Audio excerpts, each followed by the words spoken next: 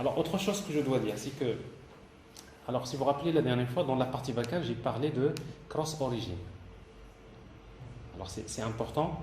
Alors, tout semble marcher sans problème ici. Pourquoi? Parce qu'il se trouve que dans la partie backend, dans notre application, si vous vous rappelez la dernière fois, dans l'interface produit repository, nous avons utilisé ici cross-origin étoile. Alors, ça veut dire quoi? Si je vais supprimer ça, je ne vais pas le faire. Ok? Je redémarre la partie backend.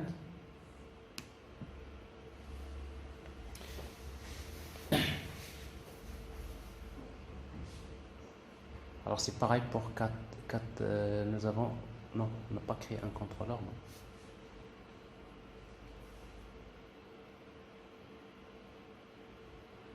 Voilà, il y a le catalogue de service. Si on ne l'a pas fait, donc il n'y a pas de problème. Alors en tout cas, donc je vais à nouveau charger ça. Je clique sur le bouton produit. Ça ne marche pas. Il n'y a rien. Alors si vous regardez sur les outils de développement, vous allez voir que quand vous cliquez, il y a une erreur. Alors c'est quoi cette erreur-là? Il vous dit la requête il a été bloquée par cross origin. En fait, cross, ça veut dire cross origin resource sharing. Alors en fait, c'est quoi ce système de cross? Donc je vous rappelle que le principe c'est quoi? C'est que dans le HTTP, c'est-à-dire le navigateur web, ce qui se passe parfois, c'est que vous lancez votre navigateur, vous envoyez une requête vers un domaine X. Alors dans notre cas, le domaine c'est localhost 4200. Vous envoyez une requête vers localhost 4200, c'est-à-dire un domaine X. Vous avez récupéré une page. Et dans votre page, vous cliquez sur un bouton et vous voulez envoyer une requête HTTP vers un autre domaine. Et c'est quoi l'autre domaine? C'est localhost 80. Parce qu'il se trouve que, supposons que la partie front-end c'est dans un serveur et la partie back-end c'est dans un autre serveur. Alors dans ce cas-là, vous avez envoyé une requête vers la partie front-end dans un domaine X, vous avez récupéré votre application front-end, index.html, et après quand vous tentez de cliquer sur par exemple ici le bouton, vous voulez envoyer, il vous dit vous n'avez pas le droit. Vous n'avez pas le droit d'envoyer une requête vers un autre. Ça s'appelle cross-origin. Alors en principe, qu'est-ce qu'il fait le navigateur? Le navigateur, quand vous, à partir d'une page d'un domaine X, si vous tentez d'envoyer une requête vers un domaine Y, attendez, j'ai un schéma ici donc, qui est, je crois, je vais le trouver. Je vais vous expliquer ça. J'ai dans quel document? Alors quel document? Je crois sécurité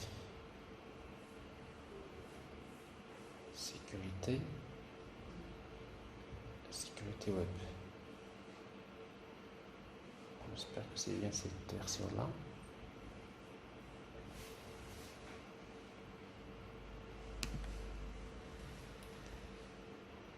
Voilà, c'est ça.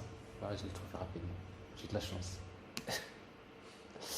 Alors voilà, c'est presque cross-origin resource sharing. Alors qu'est-ce qui se passe? C'est que vous avez un client qui envoie une requête vers un domaine abc.com pour récupérer par exemple index.html. Et là, vous avez index.html. Là, il n'y a pas de problème. Mais à partir de index.html, vous avez du JavaScript.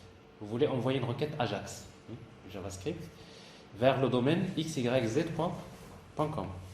Alors si vous faites ça, en principe, le navigateur web, qu'est-ce qu'il fait?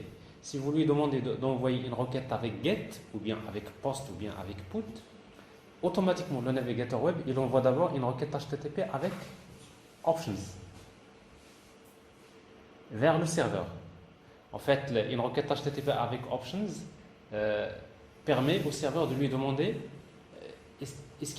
quelles sont les autorisations qu'il peut faire. Est-ce qu'il a le droit d'envoyer une requête avec get ou bien avec post c'est-à-dire il veut pour récupérer les options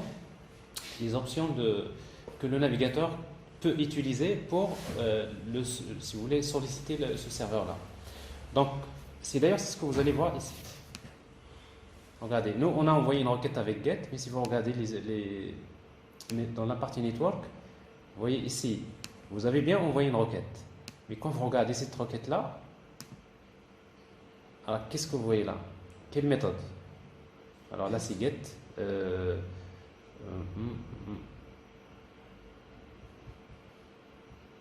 Alors ce phénomène-là, vous pouvez le voir alors en principe. Alors sur GET, a priori, ben, je vais vous le montrer tout à l'heure quand je vais faire un post.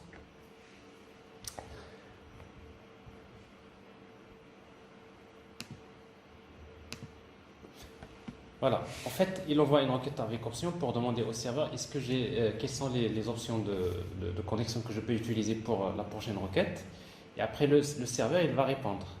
Et il va répondre avec une réponse HTTP. Et cette réponse HTTP contient des entêtes. Et parmi les entêtes, il y a par exemple Access Control Low Origin, c'est cette entête-là. Alors par exemple, si le serveur envoie cette entête avec valeur étoile, ça veut dire quoi? C'est une manière de dire au navigateur web, j'accepte les requêtes venant de n'importe quel domaine. C'est-à-dire quel domaine, c'est n'importe quel X. Et dans ce cas-là, si par exemple je reçois une réponse HTTP qui contient cette valeur-là, bah, c'est à ce niveau-là. Il y a également d'autres entêtes, par exemple, quelles sont les entêtes qui sont autorisées. C'est-à-dire dans la prochaine requête que tu vas envoyer, je t'autorise uniquement à envoyer ces entêtes. C'est pareil pour, par exemple, quels sont les Access Control Expose Headers. Quand j'envoie une réponse HTTP qui contient des entêtes dans la réponse HTTP, et là, je peux indiquer quelles sont les entêtes HTTP que j'autorise, que l'utilisateur, qui sont exposées, notamment à l'application. C'est-à-dire, toutes les entêtes qui sont déclarées, qui sont ici spécifiées, je peux lire leur contenu à partir du JavaScript, par exemple. À partir de l'application, je peux aller vers une entité X et regarder sa valeur. Mais si cette entête X n'est pas autorisée, même avec JavaScript, vous tentez d'accéder à une entête, par exemple, X dans la réponse HTTP, il va vous dire, en fait, c'est pas exposé ici. Donc tout ça, c'est quelque chose qui fait partie du protocole HTTP et c'est quelque chose qui est implémenté par les navigateurs web. Alors maintenant, bon, dans notre cas ici, ce qui nous intéresse, c'est ça. Alors, une fois que, par exemple, Access Control Origin égale étoile, c'est à ce moment-là que le client va envoyer la requête GET. Mais quand il envoie GET, bien, tout simplement, il récupère les données. C'est clair? Alors, ça, c'est le système de constat. Alors, c'est pour cela ici, quand vous faites ça, et souvent, c'est des choses qui arrivent, quand vous trouverez ce genre de...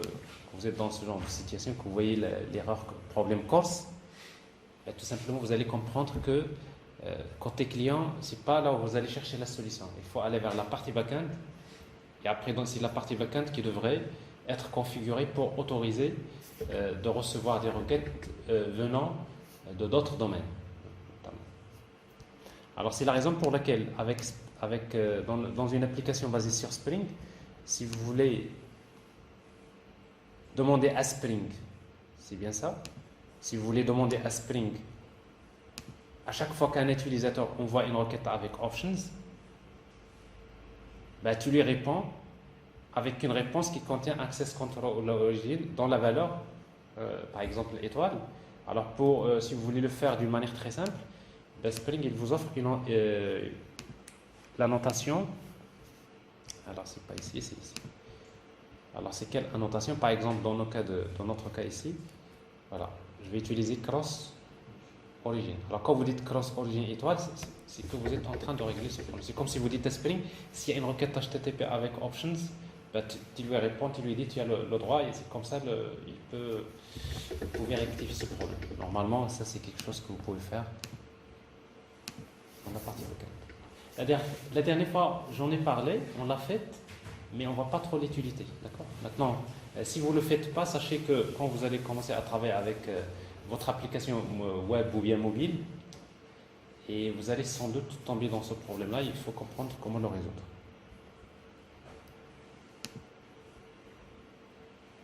Voilà.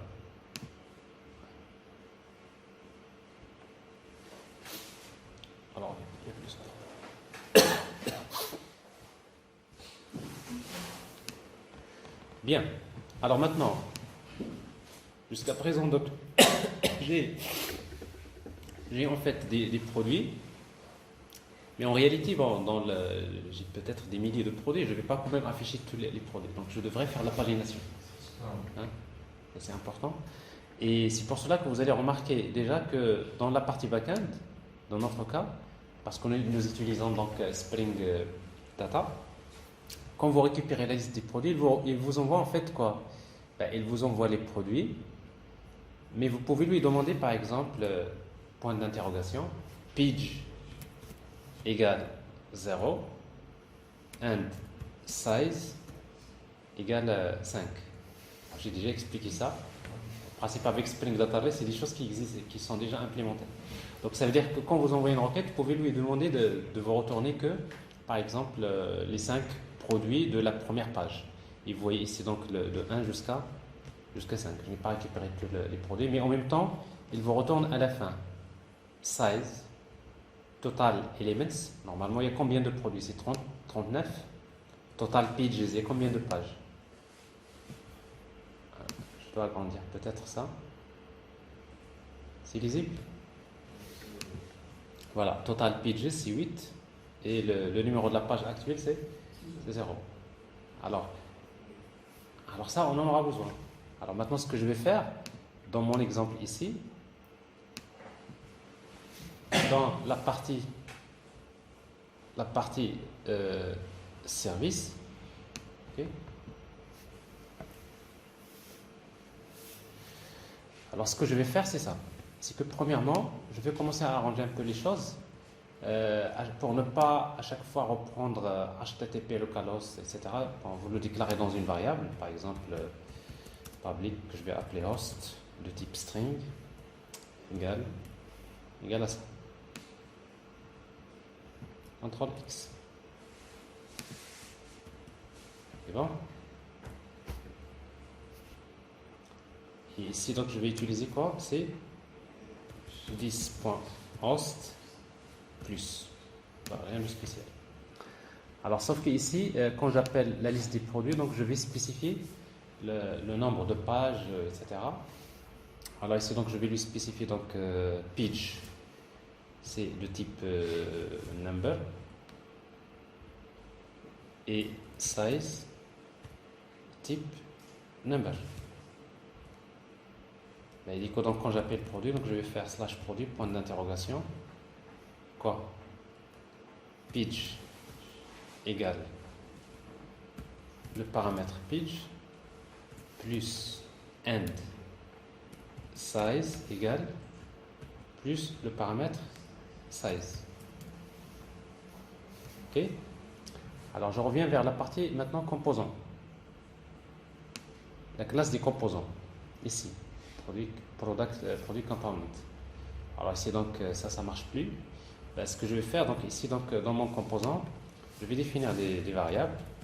Je vais supposer que j'ai size égale à 5, c'est-à-dire je vais à chaque fois afficher que 5 de type number. Je vais définir également une variable qui s'appelle current page de type number dont la valeur égale 0.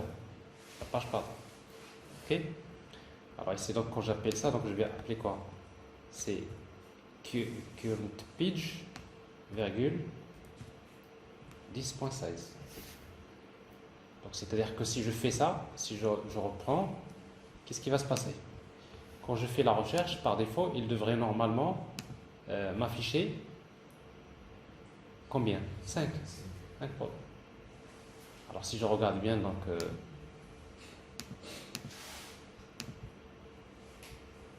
ici,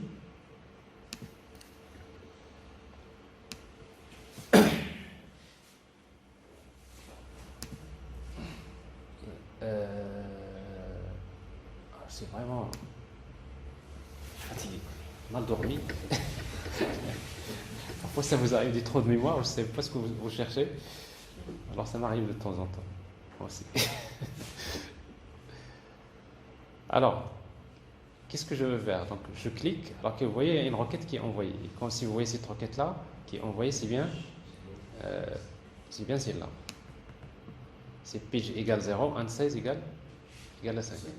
Alors, du moment que j'ai ici ça, maintenant, je dois quand même afficher les numéros les pages. Et je clique sur les pages, je navigue entre les différentes pages. Et ça, c'est intéressant. Alors, pour cela, qu'est-ce que je dois faire? Ce que je dois faire, c'est dans la classe des composants, c'est de déclarer le nombre de pages, une variable que je vais appeler total pages. Total pages. Le type number. Alors, total pages, où est-ce que je vais la connaître? Alors, quand je récupère this.product égale data, je sais que dans data, ici, dans data, j'ai également un attribut qui s'appelle total pages. Donc, je reconnais le total de pages. Donc, 10. Total pages égale, c'est data. Normalement, si vous mettez data total pages directement, n'est-ce pas? Data plutôt page total pages, n'est-ce pas? Data.page.total pages. Si vous faites data.page.total pages. Alors si vous faites ça, en fait le compilateur, il vous dit que je ne connais pas page. Pourquoi? Parce que par défaut data, il a un type. Alors c'est quoi le type? C'est object. C'est-à-dire ici quand vous déclarez ici data, pour lui donc c'est un objet de type object. Or dans la classe object, il n'y a pas d'attribut qui s'appelle page. Alors là, en quelque sorte, si vous exécutez, vous allez voir que ça va marcher, il n'y a pas de problème. C'est-à-dire le compilateur, il vous dit je ne reconnais pas, mais quand vous recompilez, ça marche, il n'y a pas de souci. Mais pour éviter d'avoir ces problèmes au niveau syntaxique, au lieu d'utiliser data.page, je vais utiliser data. Comme c'est un objet JSON, on peut le parcourir également sous forme de clé. C'est-à-dire vous mettez ces data de page. Ça marche. Alors ici, donc ça veut dire que j'ai l'objet data, c'est un objet JSON. Je vais accéder à un attribut qui s'appelle page. Et après, qu'est-ce qui m'intéresse dans cet objet-là? C'est total pages. Parce qu'ici, on n'a pas déclaré les types de données qu'on récupère. Mais je reviens toujours, si vous voulez vraiment faire un travail un peu mieux structuré, il faut créer une classe product, vous déclarez les types, et dans les méthodes de votre couche service, il faut indiquer comme quoi on retourne des objets observables de quoi? De type product. Et comme ça, ici, vous aurez en quelque sorte, vous n'aurez pas de problème à utiliser ça. Alors peut-être vous me rappelez ça à la fin, avant de terminer. On va basculer vers un modèle relativement utilisant un modèle. Alors si vous faites ça, donc j'ai total pages. Alors du moment que j'ai total pages, qu'est-ce que je dois faire ici? Une fois que j'ai un tableau ici, à la fin du tableau, je vais créer un UL, LI, et dans LI, je vais utiliser une GFOR. Une GFOR. Alors si vous voulez, pour ne pas utiliser total pages, ce que je vais faire également ici, je peux utiliser quelque chose également ici. Public, je vais créer un tableau que je vais appeler pages de type array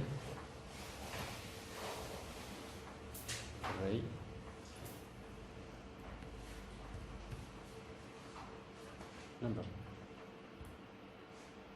Okay. Alors ici, qu'est-ce que je vais faire? Une fois que je stocke ça dans total pages, je vais faire 10.pages, c'est un tableau, égale new array, et je vais spécifier la dimension. Est-ce que la dimension c'est 10.total pages? Ça veut dire que dans mon modèle, j'ai tout simplement un tableau pages. C'est quoi sa dimension? C'est le nombre. Alors maintenant, ce que je vais faire ici, je vais parcourir. Enfin, c'est juste une solution, mais je peux utiliser une autre. Let p page of pages. Alors je sais que pages c'est un tableau, d'accord? Mais je vais le parcourir par l'index. Ce qui m'intéresse c'est l'index, sinon si vous mettez ici, si vous faites ça, je vais afficher directement dans LI, je vais créer un lien A dans lequel je vais afficher P. Alors si on fait ça, qu'est-ce qui va se passer? Déjà on aura une erreur, c'est sûr. Alors, je fais ça. Ok. Je clique. Alors vous voyez pas d'erreur, pas de problème. Alors ici donc vous voyez bien, je parcours bien mon tableau. Il y a 8 pages, mais sauf que maintenant ce qui me manque c'est la valeur. Ben, je soupçonnais le fait de dire peut-être quand on va accéder le tableau, comme le tableau n'est pas créé, ben, normalement il devrait m'afficher un truc comme undefined, parce que dans mon composant j'ai déclaré ce tableau là ici, pages, je ne l'ai pas initialisé. Normalement c'est quoi sa valeur par défaut? C'est undefined. Ah non, ça va marcher. Pourquoi? Ça va marcher parce que j'ai fait ici un test, si vous vous rappelez. J'ai fait ici ngF product. Mais en réalité, product, quand est-ce qu'il est chargé? Quand j'ai cliqué, j'ai récupéré. Mais une fois que j'ai récupéré ça, et c'est à l'intérieur de ce div que je suis en train de faire cette boucle. Ça veut dire que cette boucle-là ne va être exécutée que si les produits ont été déjà chargés. Et si les produits sont chargés, le tableau il est créé. Donc c'est pour cela qu'on n'a pas ce problème ici. Mais si vous voulez quand même éviter des petits soucis, vous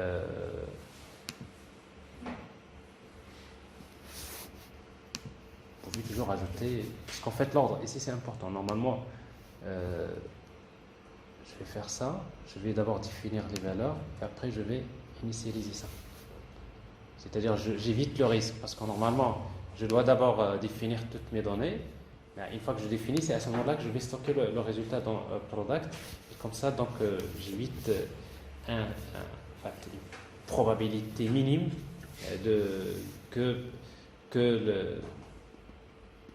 voilà, c'est-à-dire je suis en train d'afficher les pages alors que je n'ai pas encore.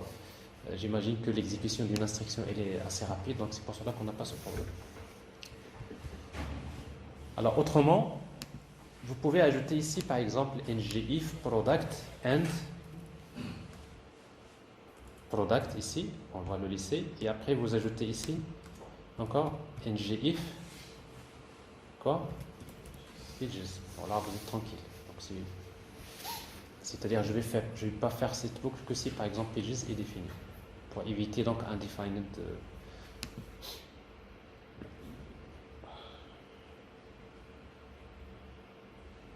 Alors maintenant, qu'est-ce que je veux? Donc ce que je veux afficher les pages.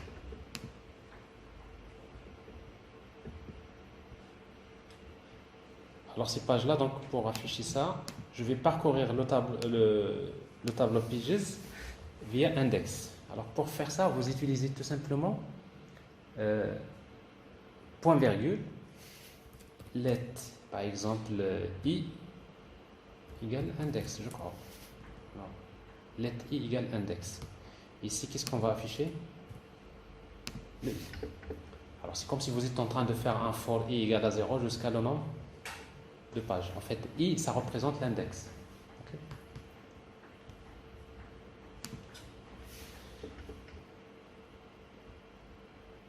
Ça marche. Donc, j'ai 0, 1, 2, 3 jusqu'à 7.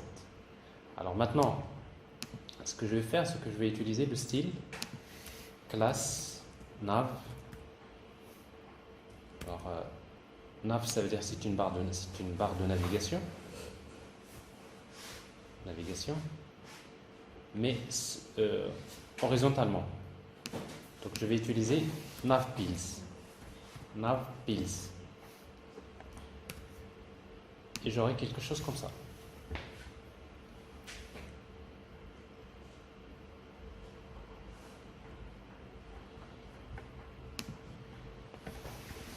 Alors maintenant, qu'est-ce qui reste? Quand je clique, j'appelle, je vais chercher les produits. Alors, ici dans le A, je vais utiliser click. Je vais faire on page product. Et qu'est-ce que je vais lui transmettre comme valeur? C'est le i, n'est-ce pas?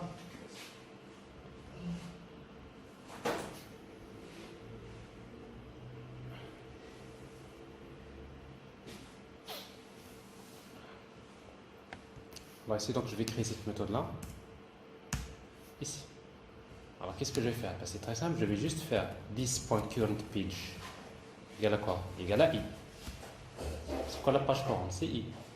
Et j'appelle à nouveau onGetProducts. C'est-à-dire, je vais utiliser this.onGetProducts, ce qui permet donc de charger à nouveau les produits. Et je règle les problèmes.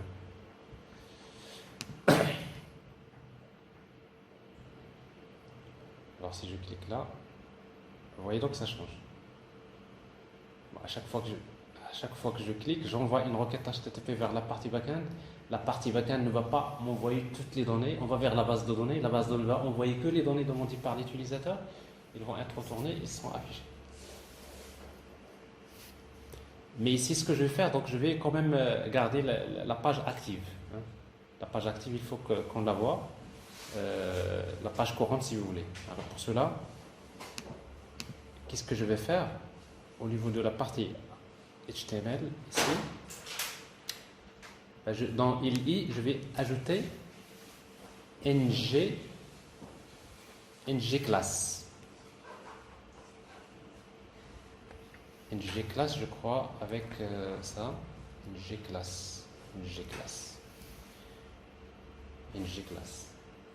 Alors dans ng class, c'est que ça veut dire quoi ng class? Ça veut dire que je veux appliquer une classe CSS si une condition est vérifiée. Alors c'est quoi la condition? Si i égale, si la page i égale this.currentPage,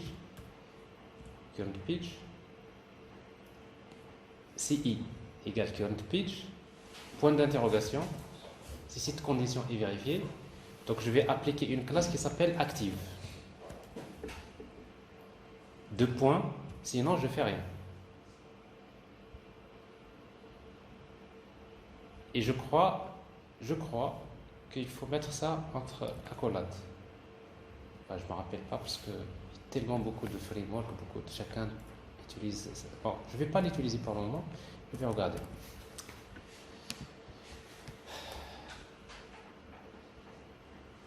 Bon, ça marche, donc il ne faut pas utiliser les accolades. C'est donc quand je clique, vous voyez, j'ai ici.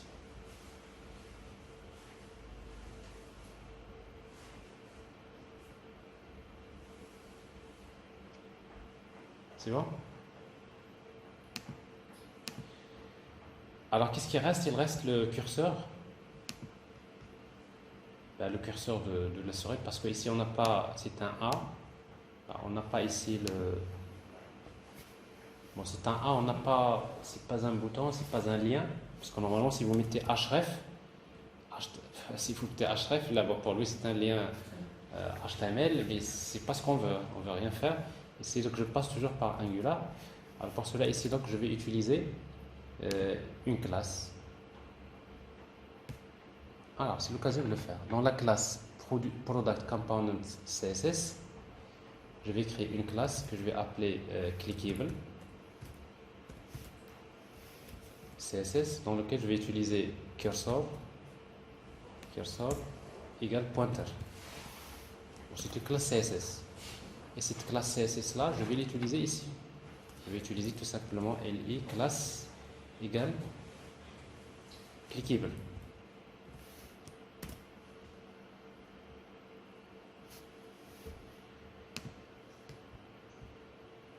Vous voyez, donc ici, donc j'ai juste. Bon, ça c'est une solution également. Alors, donc on vient de voir comment afficher la liste des pages. Ça va? Mieux comment? Enfin, moins?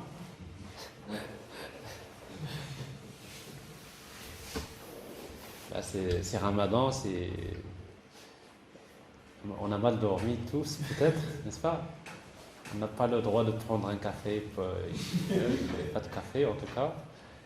Du coup, donc, c'est un dimanche, c'est la fin d'année, vous êtes débordé par les comptes rendus à rendre.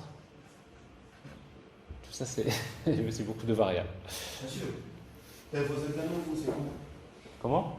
Vos examens, vous. Là, on en parlera, d'accord? Voilà, j'ai appuyé sur un bouton examen. Je conteste les examens, comment? Alors maintenant, ce que j'ai fait là, donc tout ça c'est bien, mais en réalité, nous, on ne veut pas afficher les produits comme ça, naviguer entre des centaines, des milliers de produits pour trouver les produits qu'on veut voir. C'est pas, donc on va ajouter chercher ici. Donc chercher, donc, ça veut dire on va créer un formulaire de recherche ici. Alors c'est ce que je vais faire. Alors comment créer un formulaire de recherche? Ici, dans Body, je vais utiliser un formulaire. Form.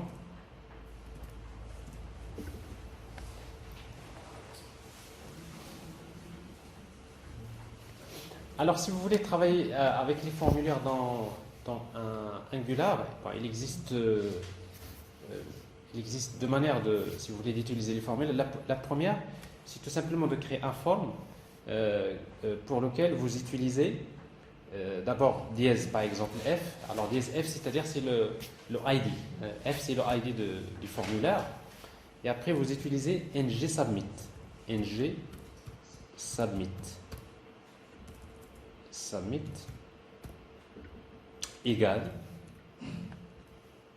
on, par exemple, chercher. Mais qu'est-ce que je dois transmettre en chercher? C'est f.value. Alors si vous faites ça, ça veut dire quoi? Ça veut dire que quand vous faites un submit de ce formulaire, toutes les données que vous allez saisir dans tout le formulaire, ils vont être transmis à cette méthode-là en chercher. Si vous voulez, toutes les données du formulaire F vont être transmises à cette méthode. Alors dans notre cas ici, il y a un seul champ qu'on va créer, div class form group.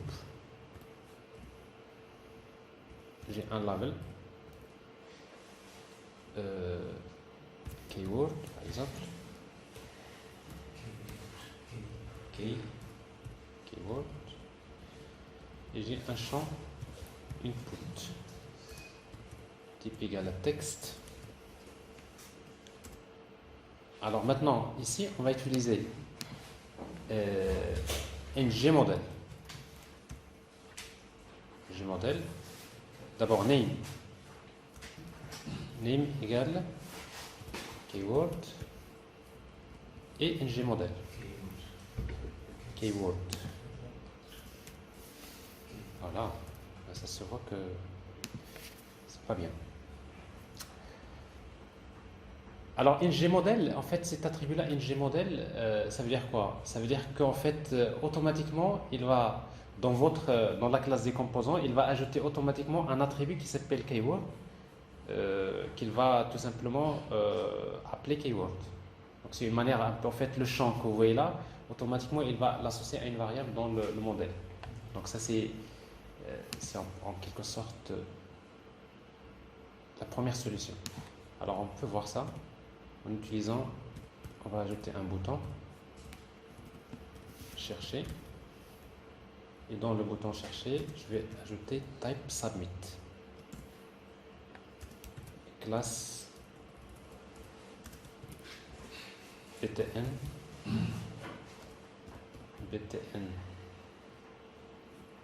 primary par exemple. Maintenant je vais créer cette méthode là ici. Donc vous voyez, donc il reçoit une valeur et je vais utiliser console.log log value, et on peut regarder ce qui va se passer. j'ai deux boutons. Bon, ça c'est ce bouton là que alors ici donc j'ai par exemple HP, clic. Alors ici, qu'est-ce que je vois dans la console?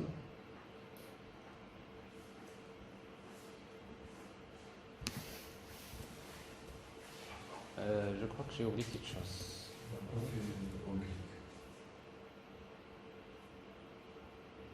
Non, il y a quelque chose qui cloche ici.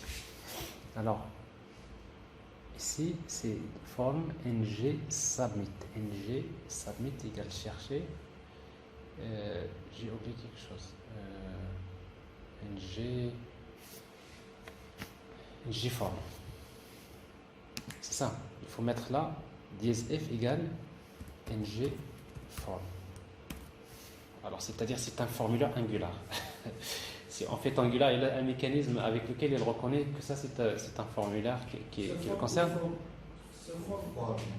Forme. Ah, forme. C'est un formulaire Angular. Et ça veut dire que quand vous faites submit, il sait qu'il va faire appel à cette méthode-là, JavaScript, du composant. Alors, sauf que quand vous utilisez ngForm, alors maintenant,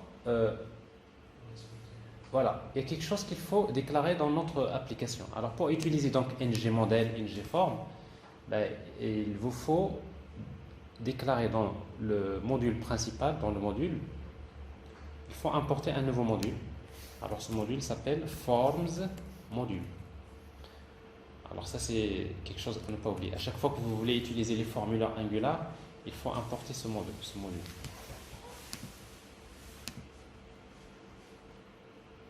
Ouais, donc c'était ça l'erreur de tout à l'heure. Alors ici, HP. Alors vous voyez, cette fois-ci, donc là j'aurais du JavaScript, mais ici qu'est-ce que je vois? La valeur c'est quoi? J'ai un objet dont la valeur keyword égale HP. Alors maintenant ce que je vais faire ici, c'est que là je vais faire une recherche. Alors ici console.log. Alors donc pour faire une recherche, donc je vous rappelle que pour faire la recherche, dans notre cas, nous avons dans la partie backend défini une méthode find by designation contains. C'est-à-dire je transmets un paramètre qui s'appelle MC, mais cette fois-ci on a une liste. D'accord? C'est pas une page. Ça veut dire que si on fait ici liste, on ne peut pas faire la pagination. C'est-à-dire si vous avez beaucoup de résultats, il n'y a pas de pagination. La problématique. Donc c'est ce qui fait ici, donc je vais changer au niveau de la partie backend. Au lieu d'utiliser liste, je vais utiliser page. Alors si vous voulez, je vais garder cette liste comme ça. Je vais la laisser find by designation contains. Si vous voulez, donc je vais utiliser la page au lieu de laisser page. Mais quand vous utilisez page, alors ça je ne l'ai pas dit la dernière fois. Attends, ben, je l'ai déjà. Attendez. Ah. J'ai liste et j'ai page. Donc si je veux par pagination, donc j'ai une page de produit, mais quand vous cherchez une page de produit, donc j'ai déjà expliqué qu'il faut spécifier pageable. Donc probablement on a déjà testé ça, il n'y a pas de problème. Donc je retire ce que je viens de dire. Mais c'est quoi l'URL qu'on va utiliser? C'est / désignation page. Donc en principe, ici, dans notre cas, dans la couche service, ce que je vais faire, donc je vais faire CTRL-C, CTRL-V si vous voulez. Encore, du moment que... Alors ici, get products by keyword, par exemple.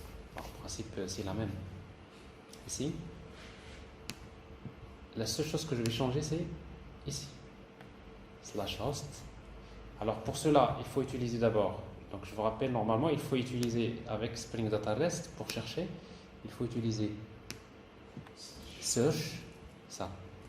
Donc c'est search slash quoi by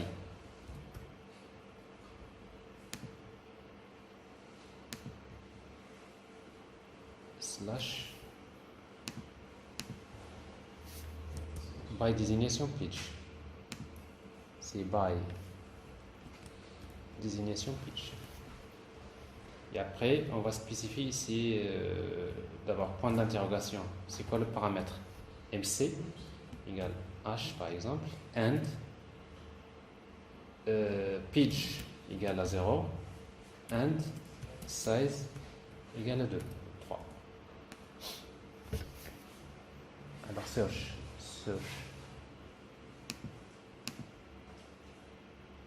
Slash produit. Il faut préciser d'abord la ressource. Slash produit, slash search. Alors ici, donc ça, on l'a déjà testé la dernière fois. Donc ici, donc j'ai que les produits dont la désignation contient H. N'est-ce pas? Alors donc j'ai un résultat ici, il n'y a pas de problème. Alors ce que je vais faire, donc je vais prendre cette tirée-là, CTRL C, et je vais l'utiliser à ce niveau-là. CTRL V. Donc ici, c'est slash produit, slash ça, point d'interrogation, CTRL X, jusqu'à là, CTRL X. Et je vais le faire ici. Après, je dois changer également. Donc, slash produit, search, by désignation, MC égale. Alors, ici, donc, il faut transmettre combien de paramètres? Il y a MC de type string, pitch size. Alors, ici, donc, c'est MC égale plus MC plus and pitch égale plus pitch plus and size égale plus size. C'est pareil que tout à l'heure. Donc ça, MC égale, voilà, pitch size. Alors j'ai ça ici, je reviens à produit.html et donc quand je clique sur sur le bouton, alors qu'est-ce que je dois faire? Donc la même chose, c'est je prends ça, CTRL C, et je fais ça. Au lieu de get, c'est get product by keyword. Alors cette fois-ci, donc je dois transmettre. C'est quoi le mot-clé? C'est ce qui est dans le formulaire. Je sais que dans le formulaire, c'est value.keyword. C'est bien ce que j'ai affiché tout à l'heure. Dans le formulaire, normalement, ça c'est le formulaire, le formulaire.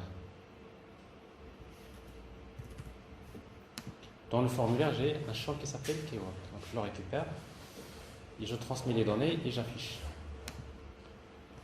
Alors ça, en quelque sorte, là, on est en train d'afficher tous les produits. Là, c'est une recherche. En principe, si tout se passe bien, on aurait quelque chose qui marche. H, ça marche. Alors ici, donc, vous avez HP. Oui, j'ai que ça. Et en même temps, je vais naviguer. Mais quand je navigue, maintenant, il faut changer quand même. Il faut garder le mot-clé courant. Parce que quand je clique sur le lien, je change. Alors, ici,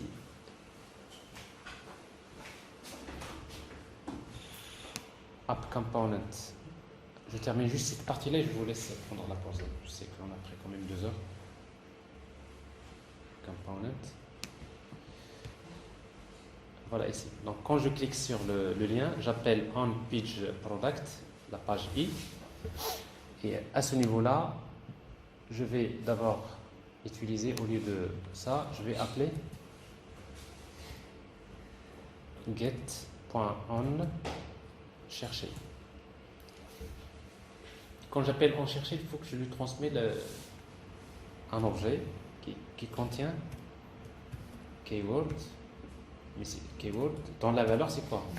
Alors, c'est quoi le mot-clé? Ça devrait être le mot-clé courant. C'est pour cela ici que quand je clique sur ça, je peux utiliser this.current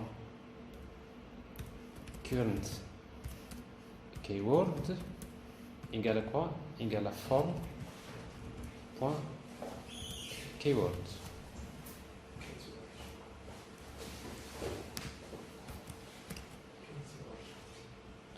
Comment? Keyword. Alors j'ai besoin de déclarer cette variable. Entrée, créer un champ keyword de type string ici. Alors la valeur par défaut c'est une chaîne de caractères. Ok. Alors qu'est-ce que je dois mettre ici? Donc quand je transmets chercher, je lui donne keyword avec this.current keyword. Donc c'est quand je vais passer à chaque page, je vais garder toujours le mot-clé courant. Bon, c'est juste également une solution, mais vous pouvez quand même penser à utiliser d'autres solutions. Alors ici, H. Alors je navigue, c'est toujours, mais à chaque fois je fais la recherche, mais avec HP. Ça c'est HP, page 0, page 1, page 2. Ça c'est pour les produits HP. Parce que là, dans mon application, je duplique les données. À chaque fois que je redémarre, j'insère les mêmes données. C'est pour cela que vous avez quelque chose comme ça qui se répète. Mais c'est ce que j'ai dans la base de données.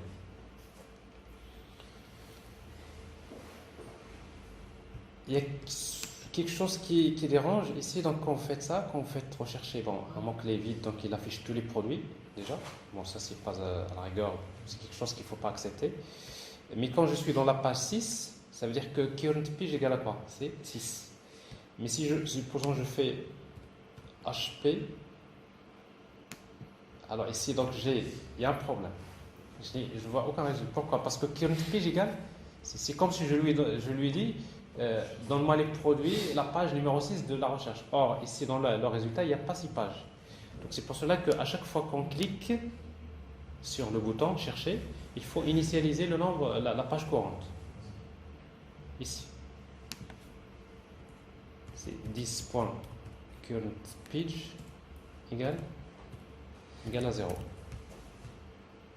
Bon, ça c'est également un petit détail.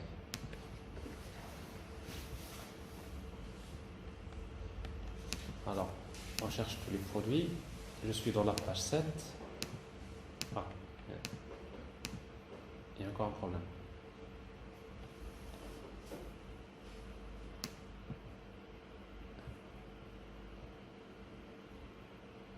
À chaque fois, ouais, c'est normal.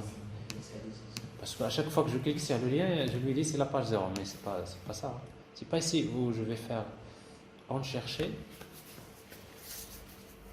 Alors, on a un petit souci. Alors, ici, en chercher, à chaque fois qu'on appelle en chercher, c'est ici. Voilà. Non, mais c'est pas ça. C'est parce qu'à chaque fois que je clique sur le lien, j'appelle on page product. Et on page product, il appelle en chercher. Ok? Et en chercher, normalement, ce que je devrais faire, c'est un peu ça c'est un problème assez classique. C'est-à-dire, il faut séparer le. Alors ça, si vous voulez, regardez ce que je vais faire. Je vais l'appeler chercher. Attendez, je vais faire ça.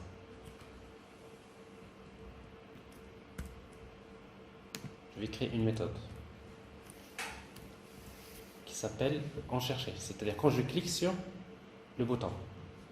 Alors quand je clique sur le bouton, qu'est-ce que je vais faire? Donc je vais utiliser this.currentPage égale à 0. Je vais utiliser this.keyword, current keyword égale form.keyword. D'accord? Et automatiquement, je vais appeler cette méthode. Alors cette méthode, je vais l'appeler chercher. Chercher produit. Ok? Et chercher produit, ici, au lieu d'utiliser form, je vais lui donner directement keyword de type string. Et qu'est-ce que je vais. On n'a même pas besoin de le faire parce que keyword, en principe, il y a déjà la valeur par défaut. je vais utiliser ici. Ça, je fais rien. Chercher produit.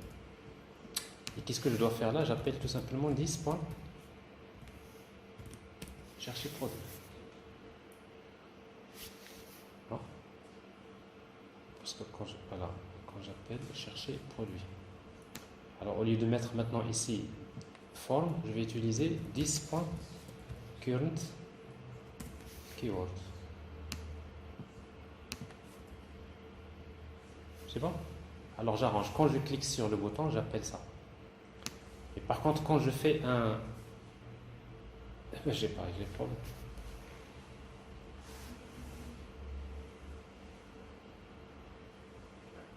Quand je clique sur le lien, oui, c'est ça. Oui, si ça marche. Alors quand je clique sur le lien ici, j'appelle, je ne vais pas appeler en chercher, mais je vais appeler directement chercher produit. C'est encore plus simple comme ça. Point chercher produit. Alors quand je clique sur le lien, j'appelle chercher produit. Mais chercher produit, il va utiliser current keyword, current page, current size si vous voulez. Mais ça, il va être exécuté uniquement quand je clique sur le bouton chercher. Alors je suis en train de séparer pour ne pas avoir ce problème. Bon. Alors je fais une recherche. Alors je suis dans la page 7. Je reviens faire une recherche sur HP. Et là, vous voyez donc que je suis sur HP, mais je suis dans la page 0. Et je peux naviguer clairement ici. Okay.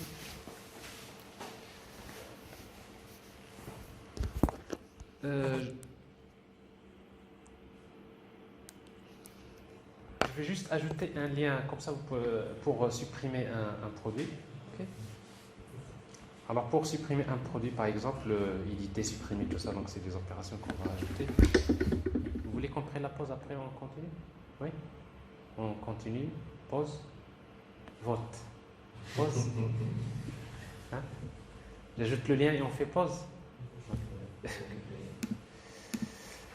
Alors, le lien. Pour supprimer, donc je vais ajouter ici. Donc produit, je vais ajouter un bouton. Un lien. Après, je vais le faire sous forme d'un bouton.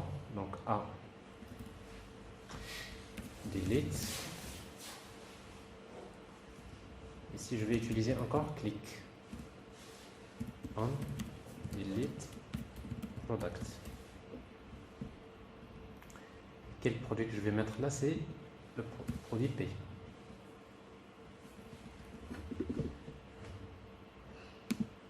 Et là, je vais utiliser directement classe.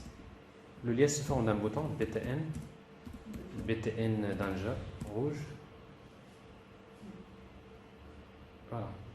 Alors je vais cliquer ici. Je vais créer cette méthode là. Delete ici. Alors P c'est pas un nombre.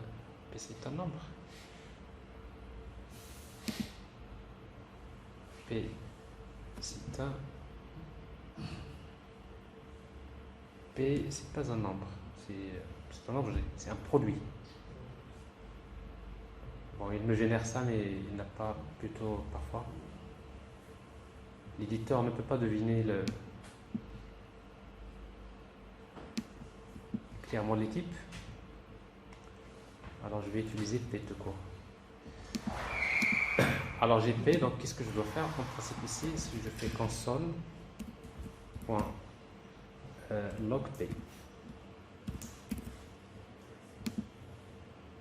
Et avant de faire log P, donc je vais faire quand même, je vais afficher une boîte de confirmation.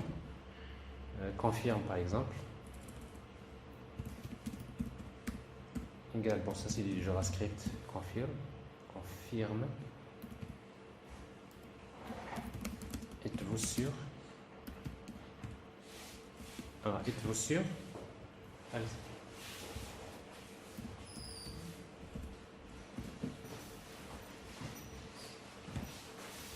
Et je fais le test. If confirme, j'affiche.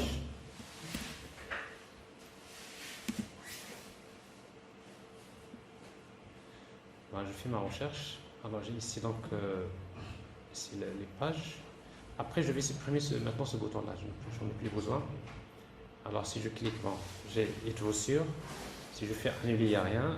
Si je clique, là, il m'affiche le produit, n'est-ce pas? Alors maintenant, dans le produit, vous avez plein de... vous avez le ID, vous avez tout ce que vous voulez, mais surtout, n'oubliez pas, vous avez ça. Vous avez Link. Et dans Link, vous avez quoi? Vous avez Self. Et qu'est-ce qu'il y a dans Self? Normalement, si vous voulez cette ressource-là, il suffit d'envoyer une requête vers ça, http://product/5. Donc ça, c'est Self, c'est l'URI qui permet d'identifier la ressource elle-même. Donc vous avez, du moment que nous avons ici exposé le ID, on peut l'utiliser et le combiner avec host, ou tout simplement j'accède directement à href et j'envoie une requête avec delay cette fois-ci.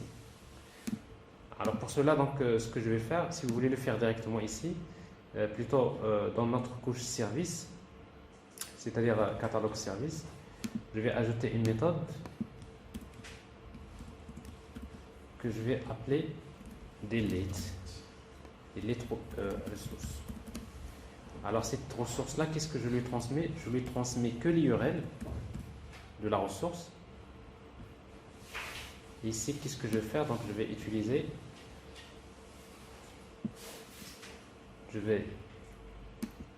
donc c'est 10.http client.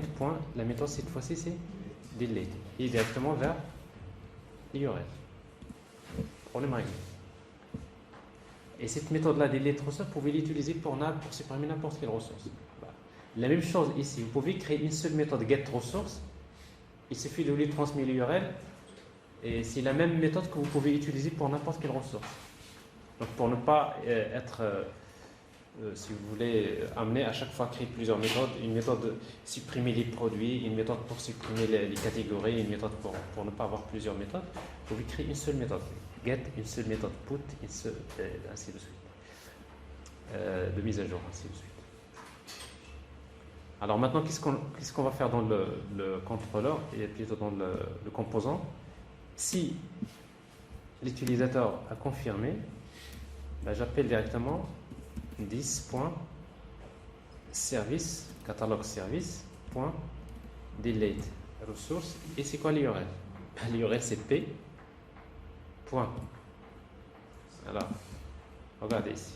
C'est p links underscore links self href.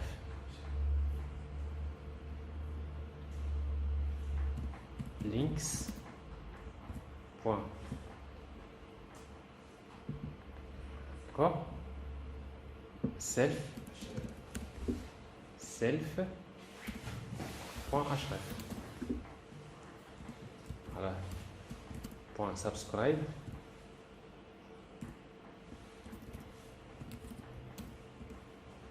Error.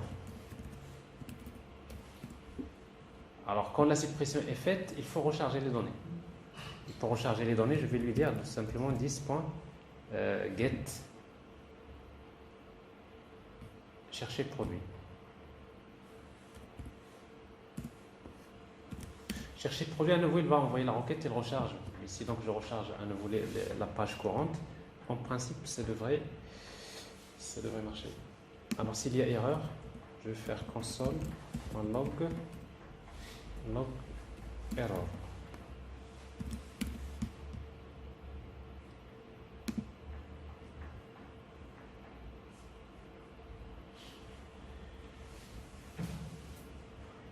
Ok. Alors, on fait une recherche. Donc, j'ai 5. Je vais supprimer le produit numéro 2. Êtes-vous sûr? Oui. Il n'est pas supprimé. Ça veut dire qu'il y a une erreur. Ici. Non? Oui. Is not a function.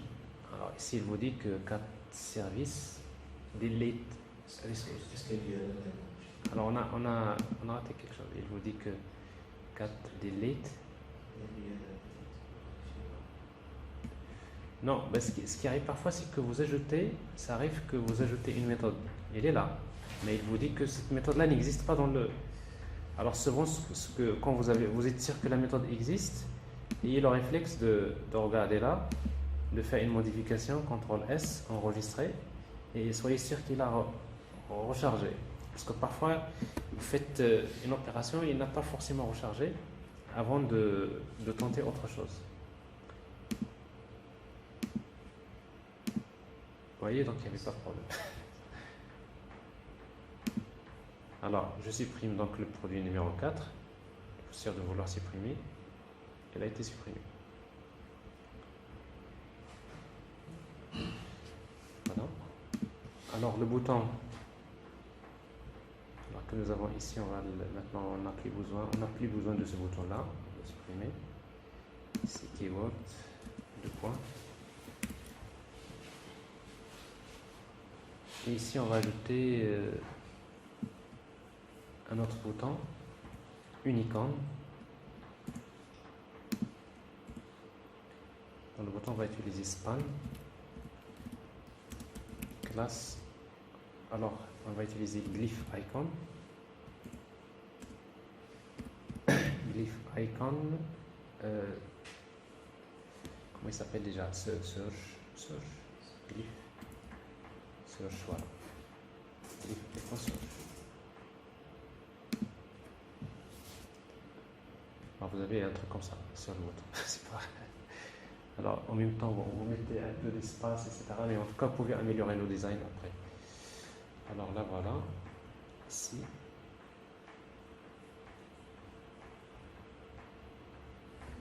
Alors ce qui nous reste plutôt, donc vous montrer comment créer. Il ne faut pas oublier que nous avons un autre composant. Je veux ajouter un produit. Là, il y a un composant. On va juste créer un formulaire pour ajouter le produit. Et après, vous pouvez. A priori, donc si vous arrivez là, donc vous pouvez commencer déjà à comprendre comment travailler le reste. Ok. Ben, on prend une pause et tout à l'heure, je vais terminer cette partie-là avant d'entamer la suite.